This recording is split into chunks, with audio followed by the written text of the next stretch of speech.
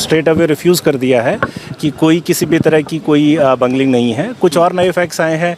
पहले 67 टॉपर्स की बात हुई, री एग्जामिनेशन के बाद में वो 61 हुए, और अब जो एक नया स्टैंड और आया है कि वो 40 उसमें से 17 ही जो मेरिट पे 720 आउट ऑफ 70 लाए हैं, बाकी 44 को फिर फर्दर जो है वो कंपनसेटरी मार्क्स दिया गया है, जो कि एक क्वेश्चन गलत है। तो बाकी 44 बच्चे ऐसे हैं जिनके 715 मार्क्स बनते थे, पर क्योंकि क्वेश्चन गलत है इसलिए उनको 720 दिया गया है।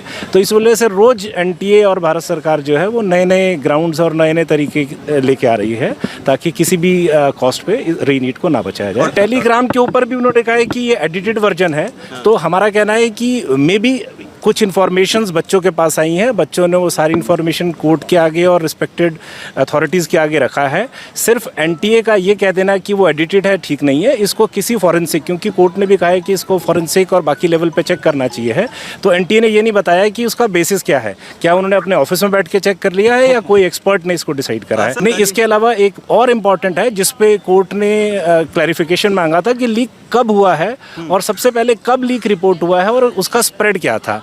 इस पे एनटीए ने अपने एफिडेविट के अंदर जो है वो बिल्कुल साइलेंट रहा। एनटीए ने सिर्फ दो बातों को लिया है। पॉइंट ए पे उन्होंने पटना लीक को भी उन्होंने, और जो सबसे इंटरेस्टिंग स्टैंड लिया है कि एनटीए ने पटना लीक को भी, जिसमें प्रॉपर एफआईआर है जिसकी जांच सीबीआई कर रही है, एनटीए ने पटना लीक को भी डिनाई कर दिया है। तो एज पर एनटीए जो है ना तो पटना में लीक हुआ है, और एक इंसिडेंट और उन्होंने अपने एफिडेविट में लिया है सवाई माधोपुर का।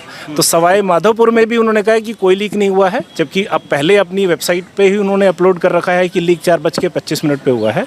तो एनटीए अब टोटली अपना स्टैंड चेंज करा है और उन्होंने अब ये बोला है कोर्ट के आगे एफिडेविट में कि किसी भी तरह का कोई भी लीक नहीं हुआ है। कोई जवाब नहीं दिया, सिंपली कैलकुलेशंस और उन्होंने अपने डाटा को है, इवन उन्होंने आईटी मद्रास की एक रिपोर्ट भी फाइल करी है जिसमें उन्होंने सिंपली लिया है कि इतने बच्चों पे इतने सेंटर्स में हुआ है।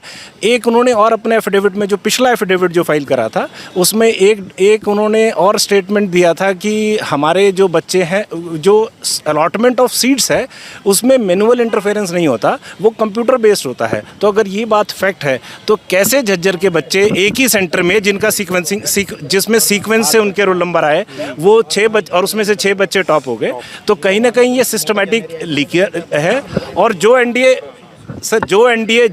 स्टैंड ले रहा है कि ये लीक का मामला नहीं है, आइसोलेटेड इसमें जो पेपर सॉल्वर गैंग्स और है, तो यहाँ सबका ये मानना है कि पेपर सॉल्वर्स गैंग को भी पेपर जो है वो एडवांस में मिले हैं तभी वो उनको सॉल्व कर पाए हैं। सीबीआई का हलफनामा जो है वो भी जब कोर्ट उठ रही थी तो कोर्ट ने बोला है कि सीबीआई का हलफनामा जो है वो कोर्ट को सील कवर में और मतलब कोर्ट को ही दिया गया है, उसका एक्सेस जो है वो किसी भी काउंसिल्स को नहीं दिया।